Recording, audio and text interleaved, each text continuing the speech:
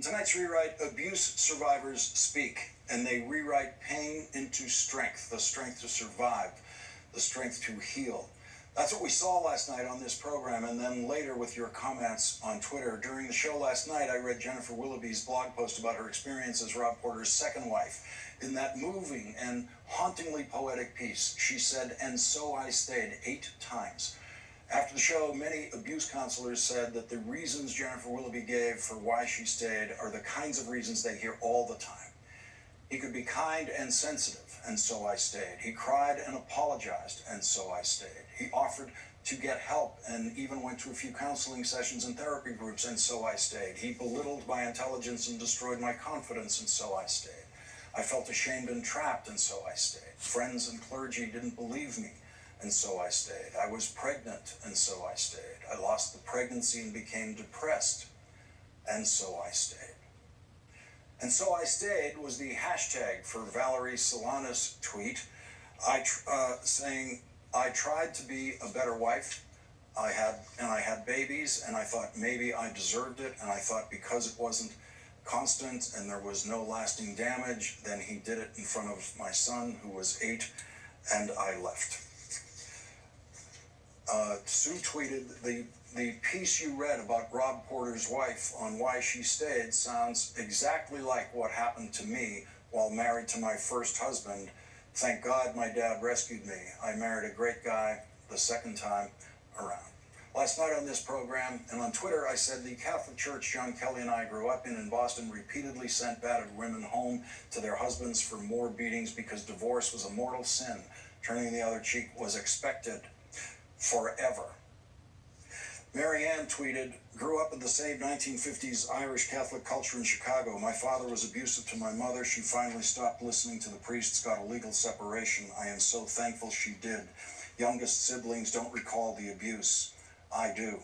Sandra Barron tweeted, "This is not just a problem within the Catholic Church. I called the police one time when he started hitting me with a pot, only to be told by one cop that if he were married to me, he'd have beat me too. I never called for help again, and it took 20 years to finally leave." Joni V tweeted, "The terror, assault on your self-worth and confidence. I was so stung with recognition reading the essay from Porter's ex about why she stayed, all the excuses you make for yourself and the self-loathing over what amounts to a lack of courage. Once I left, the world rewarded me." Elba Noriega said, "In my neighborhood too, I was a battered woman, and not only did the priest send me home with the man for more beatings, but so did my mother. She kept reminding me of what a great provider he was and how he took us on great vacations." Kate tweeted, "When I was a teenager at church, my mother landed in the hospital. I was told she fell down the basement stairs. How did she get a severe black eye and battered face instead of breaking her neck? Lawrence retrieved that memory for me, and I'm wiser now. By the way, she stayed." Colette tweeted, "Yep, I remember Father McIntyre telling my mother, 'You made your bed, you have to lie in it.' I was a child and I hated him for that. I left the church when I turned 16. Allie tweeted, "Having worked in a 911 call center, I could tell you some truly terrifying stories about domestic violence. The most calls that come in, other than accidents, are domestic violence. When you have to talk to a child or listen on an open line, it's very hard.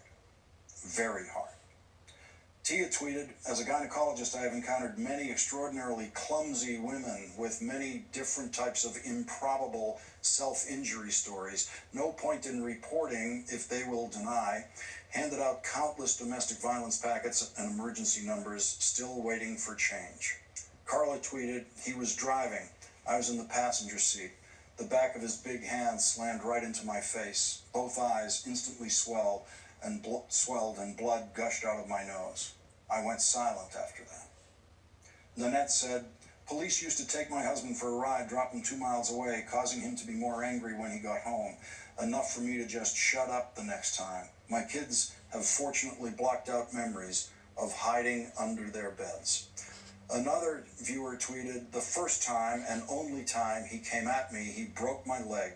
I covered it up. I protected him, but I later realized that I was actually protecting myself from the embarrassment and shame I felt for allowing this to happen. Me too." Ann tweeted, "At 20, holding my infant daughter in my arms, he hit me in the mouth. She was covered in my blood.